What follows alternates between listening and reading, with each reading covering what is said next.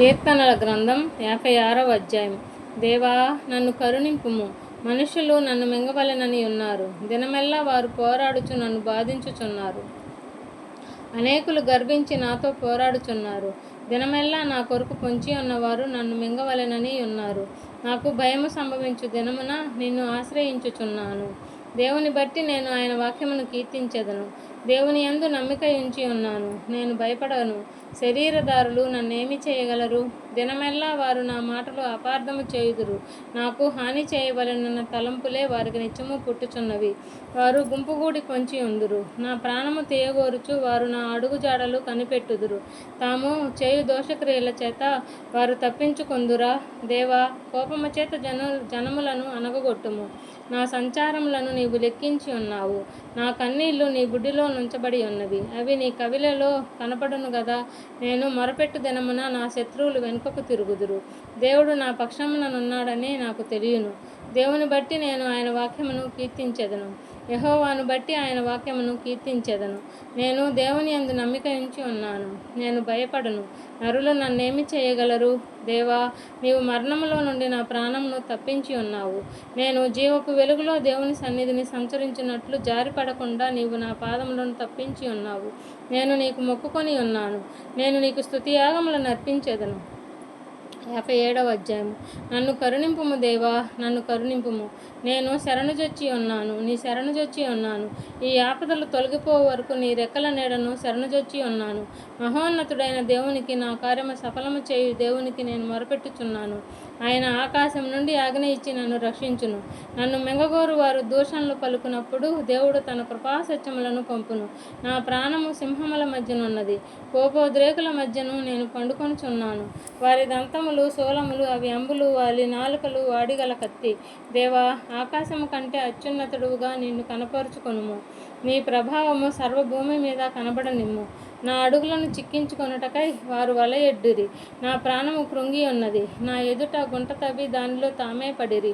నా హృదయము నిబ్బరముగానున్నది దేవా, నా హృదయము నిబ్బరముగానున్నది. నేను పాడుచూ స్తుతిగానము చేసేదను. నా ప్రాణమా మేలుకొనుము. సర్వమండలమా సితారా మేలుకొనుడి. నేను వేకువనే లేచెదను. నీ కృప ఆకాశము కంటే ఎత్తైనది, నీ సత్యము మేఘమండలము వరకు వ్యాపించి ఉన్నది. ప్రభువా, జనములలో నీకు కృతజ్ఞతాస్థుతులు నేను చెల్లించెదను. ప్రజలలో నేను నిన్ను కీర్తించెదను. దేవా, ఆకాశము కంటే అత్యున్నతుడుగా నిన్ను కనపరుచుకొనుము. నీ ప్రభావము సర్వభూమి మీద కనబడనిమ్ము. ప్రభువా, అధిపతులారా 58. అధిపతులారా, మీరు నీతిని అనుసరించి మాటలాడుదురు అన్నది నిజమా? నరులారా, మీరు న్యాయమును బట్టి తీర్పు తీర్చుదురా? లేదే, మీ హృదయపూర్వకంగా చెడుతనము జరిగించుచున్నారు. దేశమందు మీ చేతి బలాత్కారము తూచి చెల్లించుచున్నారు. తల్లి కడుపున పుట్టినది మొదలుకొని భక్తిహీనుల విపరీత బుద్ధి కలిగి ఉందురు. పుట్టిన తోడనే అబద్ధములాడుచు తప్పిపోవుదురు. వారి విషపు నాగుపాము విషము వంటిది.